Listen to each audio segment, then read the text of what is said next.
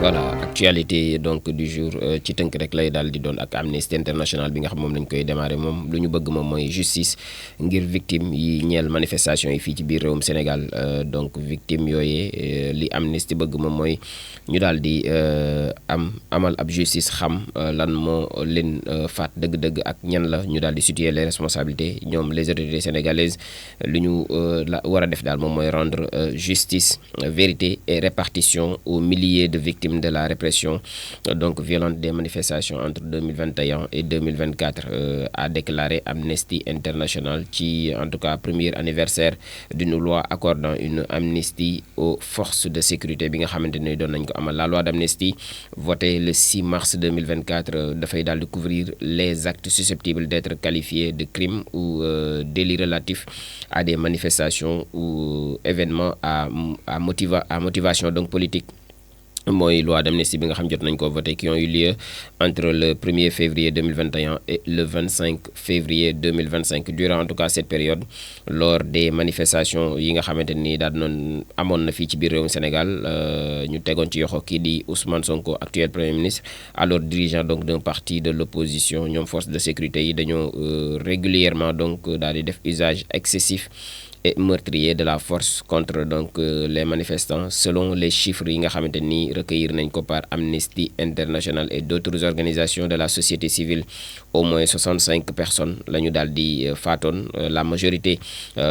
par arme à feu et au moins 1000 autres blessés yoo xamante ni ñoom it ay gaañu-gaañu lañ ca daal di jëlee ay junni doomu aadama environ donc 2000 personnes ont été arrêtées durant cette période. La justice, la vérité ak lii di réparation loolu la ñuy exiger que les forces de sécurité donc présumées responsables d'un usage excessif et illégal de la force lors des manifestations soient poursuivies muy li nga xam ne moom la ñu bëgg ñoom waa Amnesty. La loi donc d'amnistie bi nga xam ne dafay constituer un obstacle que les autorités sénégalaises donc actuelles doivent lever comme elles s'y sont engagées ne daal loi d'amnistie bi nga xam ne obstacle la ngir justice daal di am dañ ko war a daal di faase teggi ko ba mu set wecc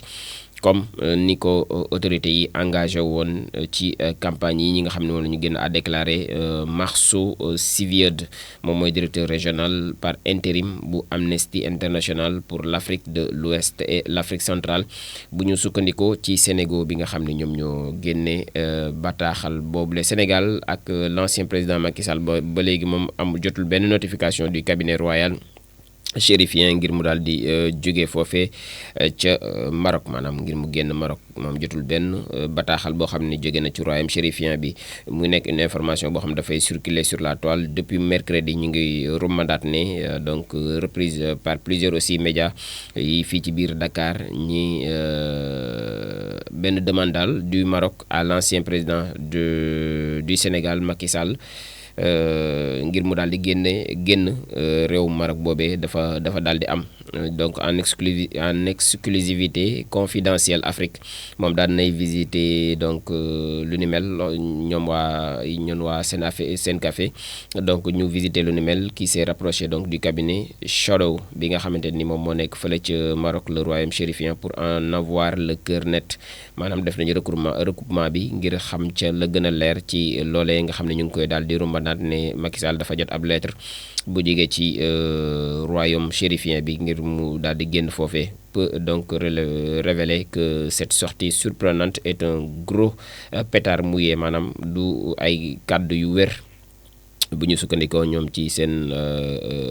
résultat recoupement boobee nga xam ne def nañ ko qui cache mal des intentions donc visant à nuire et à fragiliser les relations diplomatiques sénégalo-marocaines au beau fixe comme donc un harpon bi nga xamante ni daal nañ koy sànni ci géej gi maanaam os bi ñu sànni ci géej gi ngir jàpp jën des informations sur un éventuel départ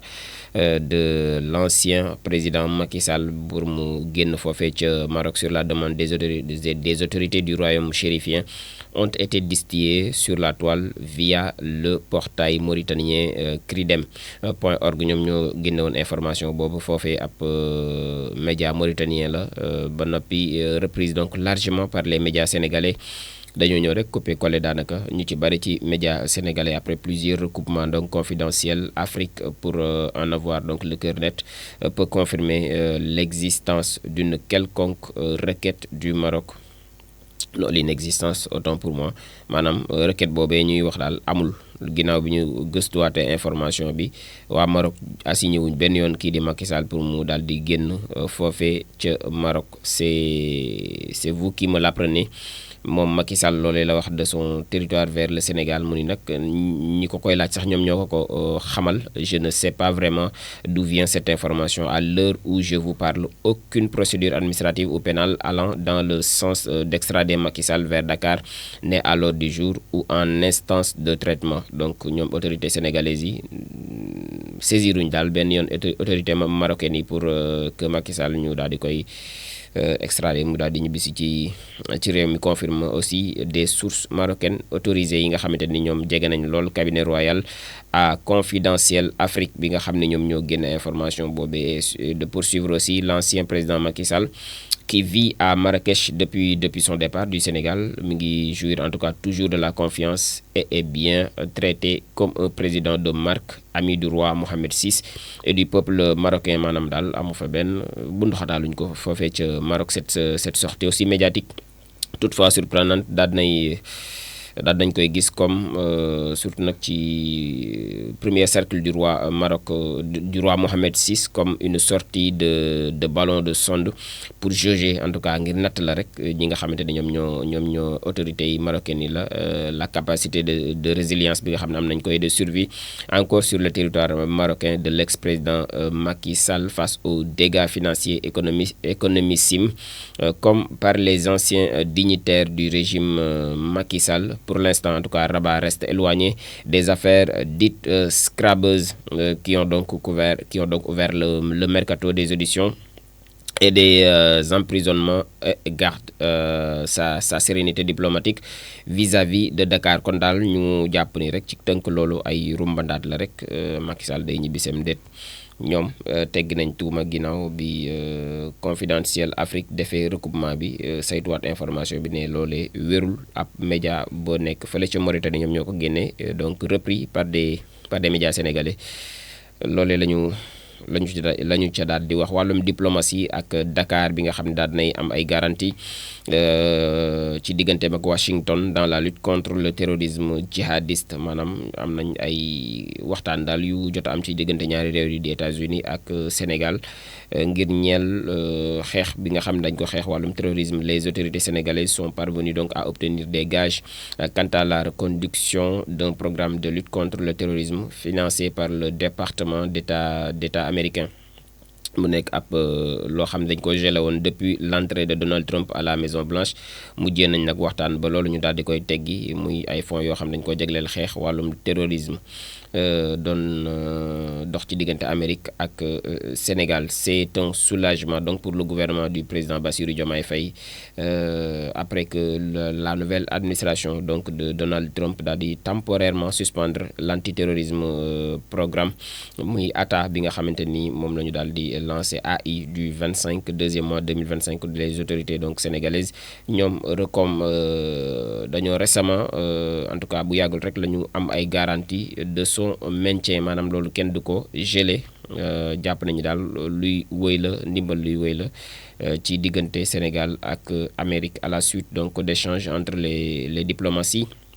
des deux pays à la fin du mois de février mbirum 45 milliards yi nga xam dañ ko jënde woon ay ngànnaay d'armement vers donc ñu ngi jëm ci ab ouverture d'une commission d'enquête parlementaire député yi ñoom ñoo ci nar a daal di dugal seen yoxo moom député Babacar Ndiaye daal dinay déposé ce 3 mars bi ñu génn 2025 ab résolution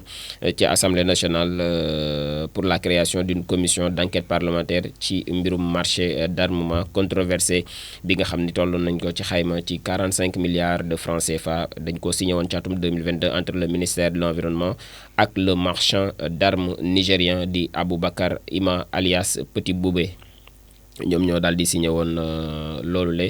l'élu membre donc de PASTEF mi ngi interrogé sur la pertinence d'une telle acquisition bi nga xamante ni ab ministre chargé donc de la protection de l'environnement moom moo ko daal di signé et non ki nga xam ne moom moo war a yor ngànnaay l'arsenal donc daal di bi ñu daal ci préviser bi ñu prévoir mooy fusil d'assaut yi nga xamante ni moom lañ doon jënd ak ay munitions di Balia ak véhicule blindé drone yi aussi ak loolu yëpp nag dafa démesuré par rapport ak besoins yi nga xamante ni des agents des eaux et forêts dañ ko daal di amee maanaam te loolu bu ñu ko jëndoon agent eaux et forêts yi lañ ko waroon a daal di jagleel. de plus fournisseur bi dafa choisiroon Petit Boubé mu nekk benn homme d'affaires boo xam ni daanaka au passé trouble la daal di am maanaam ginnaawam daal ba ndagul leerul ci ak luubal rek la daal di nekk visé par des mandats d'arrêt internationaux moom Petit Boubé moomee nga xam ni doomu Nigéria la. autre aussi point troublant bi nga xam ne am na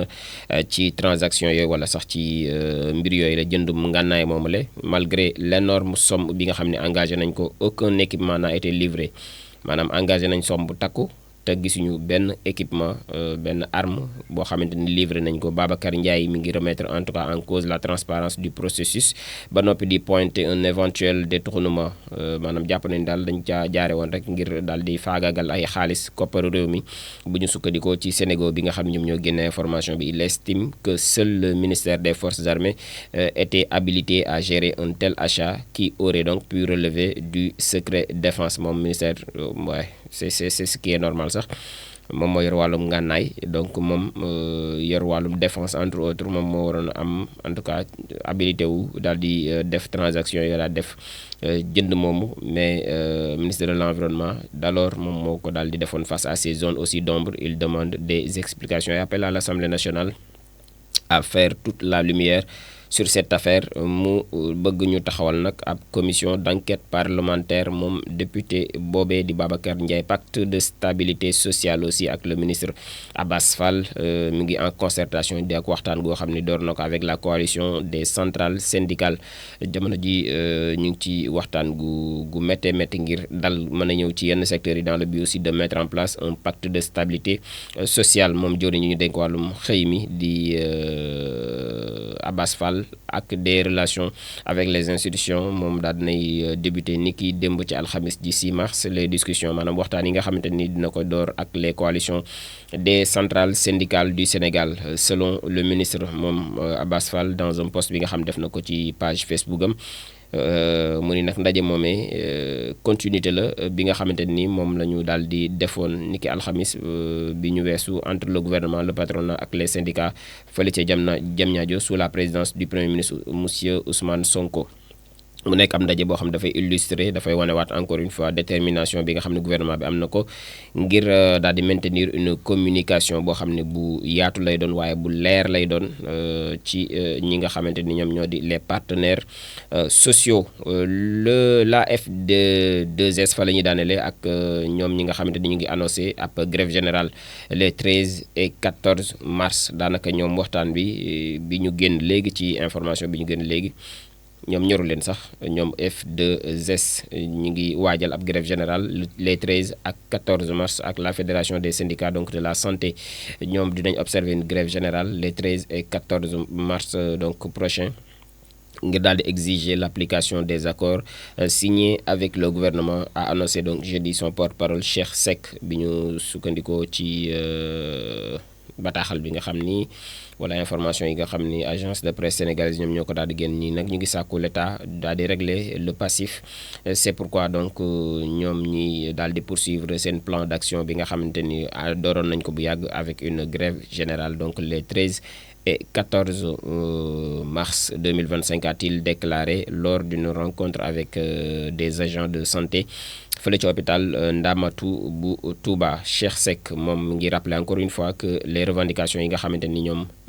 F2S moom la ñu daal def dafay porter sur l'application des accords conclus sous la présidence de Macky Sall, puisque l'État est une continuité ne daal accord la yoo xamante ni ñu ngi ko dooroon ci président Macky Sall moom la ñuy woy di laajandi ba léegi nii. donc mu ngi noonu globalement moom moo nekkoon li gën a fës ci yéen kay xëy na ci benn poñ rek la ñuy taxaw moom mooy am